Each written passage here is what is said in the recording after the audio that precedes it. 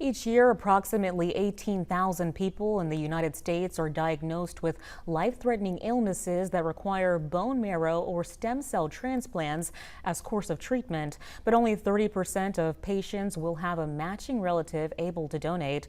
13's Michaela Kelly introduces us to a family sharing their painful story in hopes of encouraging more folks to join the donor registry. Hey Victoria, at just 26 years old, Colin Sample has battled more than most will in their entire lifetime.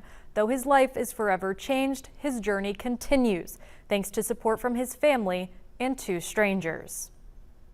To know that somebody twice has saved my son's life, I am forever in debt to that. In 2019, an active 18-year-old Colin Sample left home for the Navy.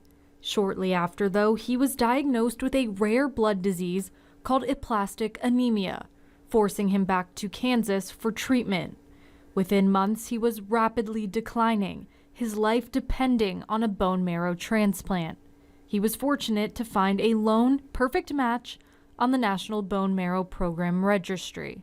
Without his donor, he wouldn't be here today. Colin bounced back through 2 years of recovery, going on to graduate from K-State and find the love of his life, his health issues in the rearview mirror. It was really starting to feel normal, like he got his degree and we had our baby, everything was going really well. They purchased a home and Colin entered the final stretch of the police academy when they were blindsided by an aggressive leukemia diagnosis in October of 2024. It was just a really big shocker for us. He needed yet another transplant, meaning another long-shot search for a matching donor. Colin did receive his second transplant when donor cells from an international match were delivered to KU Med last month. But we're definitely relieved now, just so that we can, hopefully this is like the light at the end of the tunnel and we can just get through these next couple months and put this behind us. Colin's family is sharing his story in an effort to raise awareness and spare other families from the same helplessness they went through. It was a very surreal moment, just like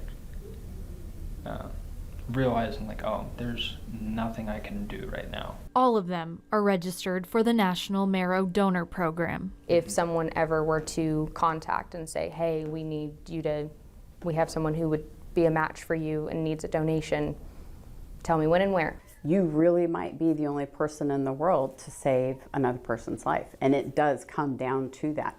And there are a lot of people that unfortunately don't get a match, and they don't get a chance to see another day. I think it's just really important so that someone doesn't lose a son or a daughter or a father or husband.